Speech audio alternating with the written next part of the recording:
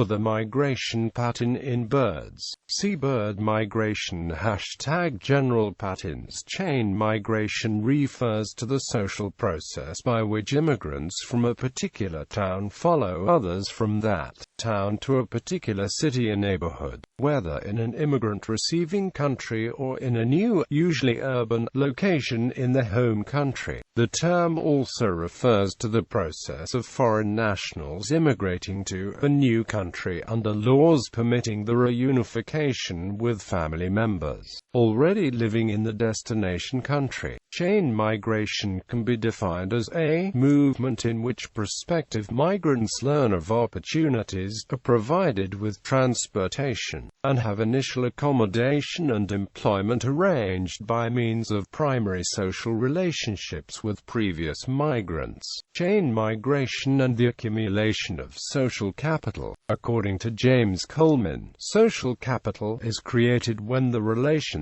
among persons change in ways that facilitate action. Quote, Douglas Massey, George Durand and Nolan J. Malone apply this theory to chain migration, positing that each act of migration creates social capital among people to whom the migrant is related, thereby raising the odds of the migration. Quote, in Massey et al.'s argument, social capital is the tool by which chain migration occurs. In the context of migration, social capital refers to relationships, or forms of knowledge and skills that advance one's potential migration. One example is the positive impact of social capital on subsequent migration in China. Massey et al. Link the definition to Gunnar Myrdal's theory of cumulative causation of migration, stating that each act of migration alters the social context within which subsequent migration decisions are made, thus increasing the likelihood of additional movement. Once the number of network connections in a community reaches a critical threshold, migration becomes self-perpetuating. Quote, therefore, by initiating small social networks of migration, chain migration becomes a larger mass movement in and of itself. Different forms of chain migration in American history.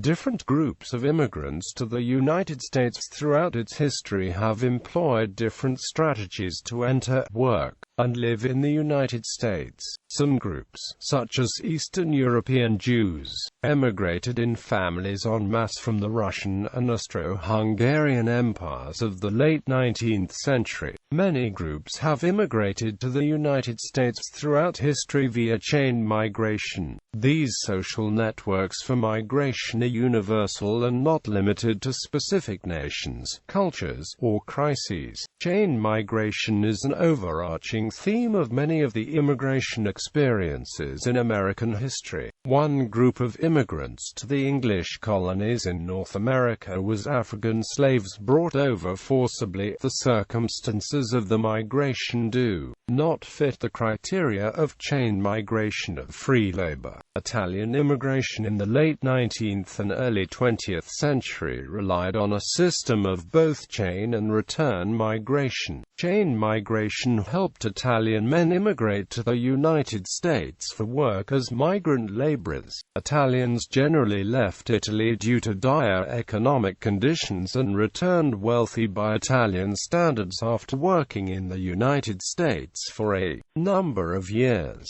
Italian immigrants were called ritorni in Italy and grouped with other Southern and Eastern European migrant laborers under the term birds of passage in America. However, after the passage of the Immigration Act of 1924, return migration was limited and led more Italians to become naturalized citizens. The networks that had been built up by information and money due to chain and return migration provided incentives for Italian permanent migration. Mexican migration to the United States followed some of the same patterns as Italian immigration. The history of Mexican migrant labor in America and return migration to Mexico produced a network that allowed for chain migration once more. Restrictive legislation was passed hardening the border between the two nations. Chain migration based on the knowledge gained from migrant labor experience and relationships with American residents as citizens again provided some ease of immigration. From 1942 to 1964, the American government-sanctioned Bracero program allowed hundreds of thousands of Mexican migrant workers to familiarize themselves with U.S. employment practices, become comfortable with U.S. job routines, master American ways of life, and learn English, thereby creating social and human capital. After the Saller Act of 1965 disbanded the Bracero program, the incentives and effects of chain migration perpetuated undocumented immigration to the United States.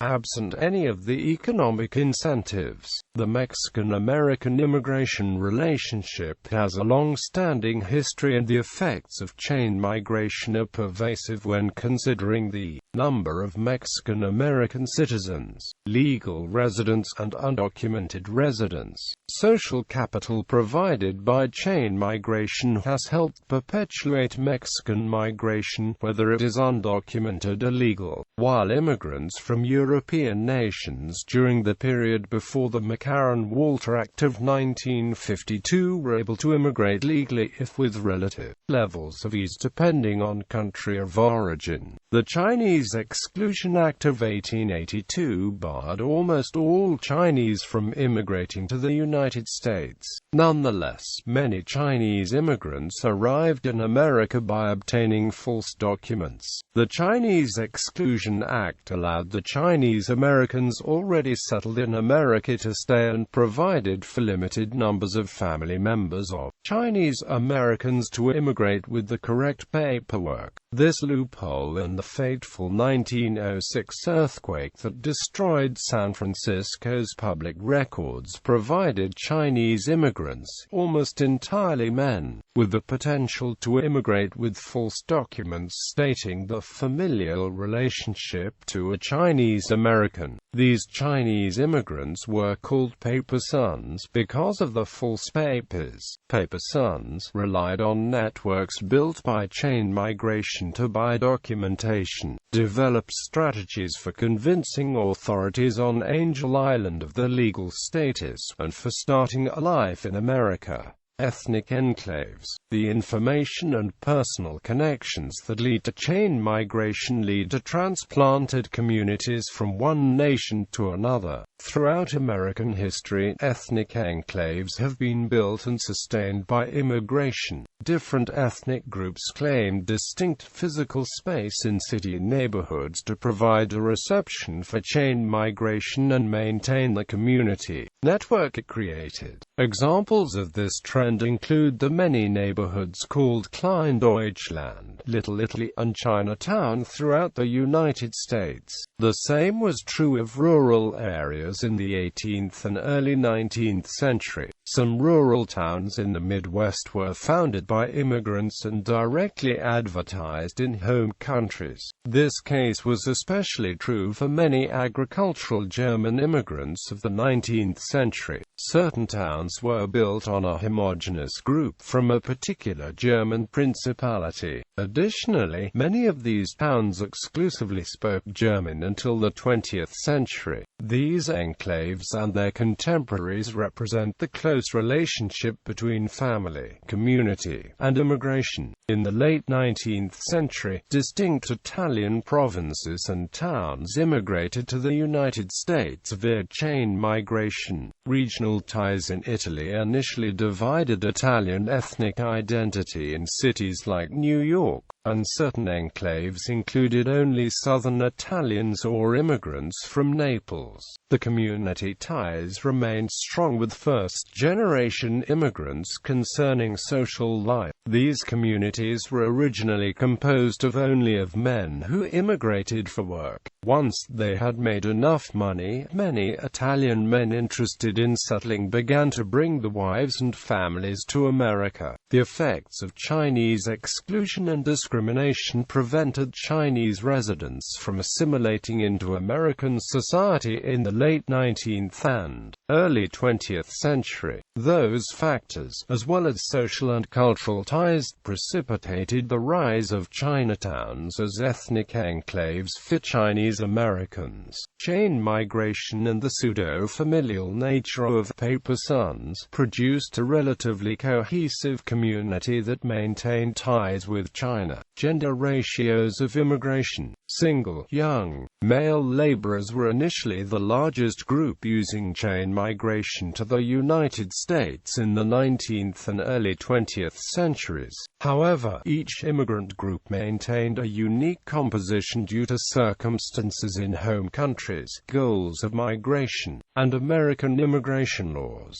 For example, Irish migration after 1880 had a 53.6% female majority, the only migrant group with the distinction. Irish men and women faced economic crisis, overpopulation, and problematic inheritance laws for large families, thereby compelling many of Ireland's daughters to leave with her sons. Italian chain migration was initially wholly male based on intent to return, but became a source of family reunification when wives eventually immigrated. Chinese chain migration was almost exclusively male until 1946, when the Chinese War Brides Act allowed Chinese wives of American citizens to immigrate without regards to Chinese immigration quotas. Before that time, chain migration was limited to paper sons and actual sons from China. The imbalanced sex ratio of Chinese immigrants was due to Chinese exclusion laws and the inability to bring current wives to marry and return to the United States,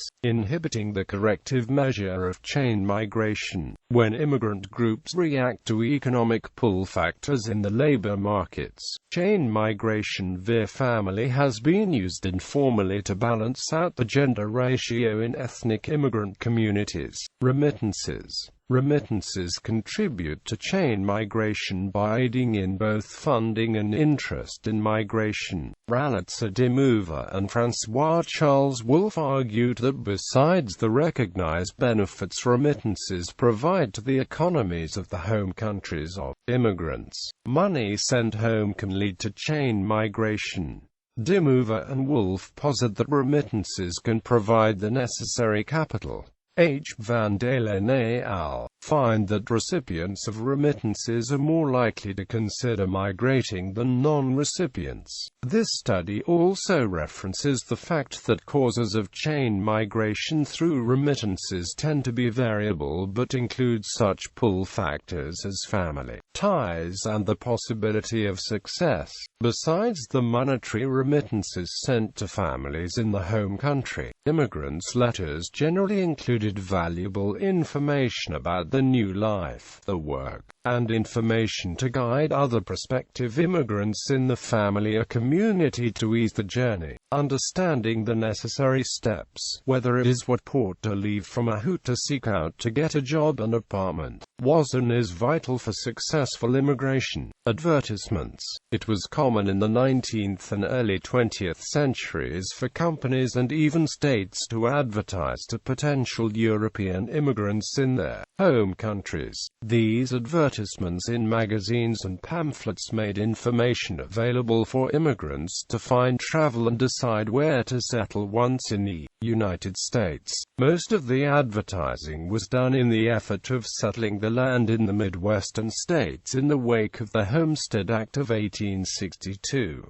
Consequently, many of the peoples whom this propaganda targeted were already living agricultural lives in Northern and Eastern Europe. Additionally, once the chain of migration had begun from a farm town in Europe, The pamphlets along with letters and remittances sent from America made migration an accessible opportunity for more and more of the people of that community. This chain eventually led to partial community transplantation and development of rural ethnic enclaves in the Midwest. One example of this phenomenon is the chain migration of Czechs to Nebraska in the late 19th century. They were attracted by glowing reports in Czech-language newspapers and magazines published and sent back home. Railroads, like the Burlington and Amp, Missouri Railroad, advertised large tracts of Nebraska land for sale in Czech. Many similar advertisements were read in German principalities at the same time, accounting for parallel chain migration to the Great Plains. While the pull factor of these advertisements represent the potential for chain migration, and did in fact produce it, they must be understood within the context of the push factors all potential immigrants weigh when determining to leave the home country. In the case of Czech chain migration to Nebraska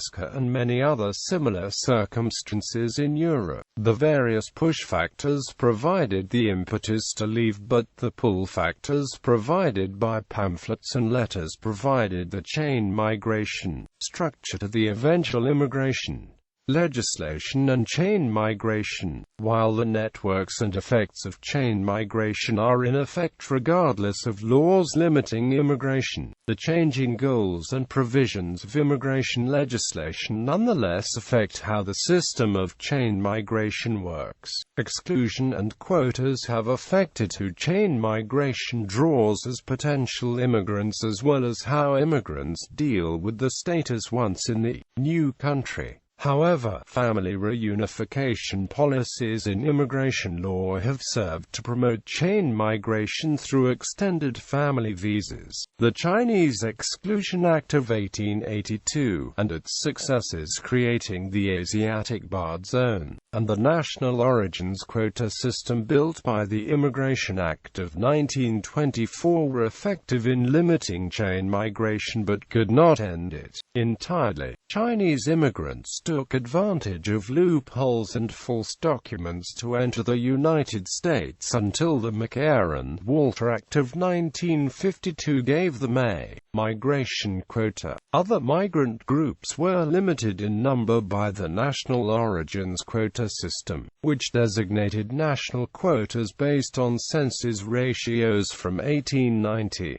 These ratios heavily favored Western European nations and older migrant groups, such as the English, Irish, and Germans.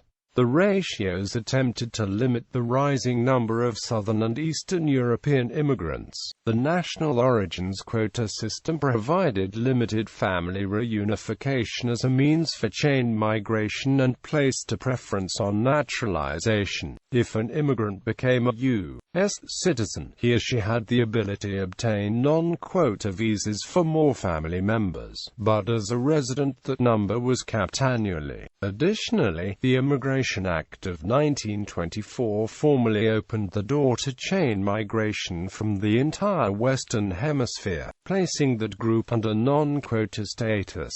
The abolition of the national origins quota system came with the Saller Act of 1965. This legislation placed a heavy emphasis on family reunification, designating 74% of visas for that purpose. There was no limit on spouses, unmarried minor children, and parents of U.S. citizens. The percentages for family reunification were as follows: unmarried adult children of U.S. citizens, spouses and unmarried children of permanent residents, aliens, married children of U.S. citizens, brothers and sisters of U.S. citizens over age 21. These new visa preferences created a swell of new chain migration and immigration in general. The Third World began to outpace European immigration to America for the first time in history, surpassing it by the end of the 1960s and doubling the numbers of European migration by the end of the 1970s. In reaction to the flood of new immigrants brought by the Saller Act, and increasing numbers of undocumented immigrants, immigrants from Mexico and Latin America. Congress attempted to reverse the consequences of the 1965 legislation by enforcing Border Patrol, using amnesty for undocumented immigrants in the Immigration Reform and Control Act of 1986, and proposing limits to family reunification policies. The effects of the Ending the Bracero program were increased undocumented Mexican migration because of the social capital gained during that period. Chain migration had provided relatively easy access to migration for Mexicans that the immigration legislation of the 1980s to the present has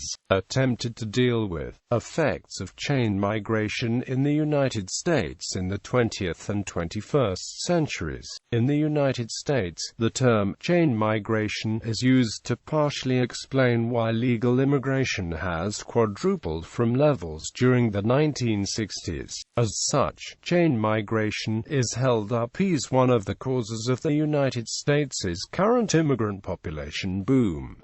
Family reunification allows U.S. citizens and immigrants to petition for visas for their immediate relatives. Until the late 1950s, America's family reunification policies included only spouses and minor children of immigrants. However, since that time, family reunification policies of the United States have included the ability of immigrants to sponsor not only the minor children and spouses, but also the parents, siblings, and adult children. According to the theory of chain migration as applied to immigrants to the United States, subsequent immigrant lawful permanent resident parents and adult children can, in turn, sponsor their other children, parents, etc., thus representing a chain of immigrants following the first family member into the country. In practice, however, the wait times from when the petition is filed until the adult relative is able to enter the U.S. can be as long as 15 to 20 years. This is a result of backlogs in obtaining a visa number and visa number quotas that only allow 226,000 family-based visas to be issued annually.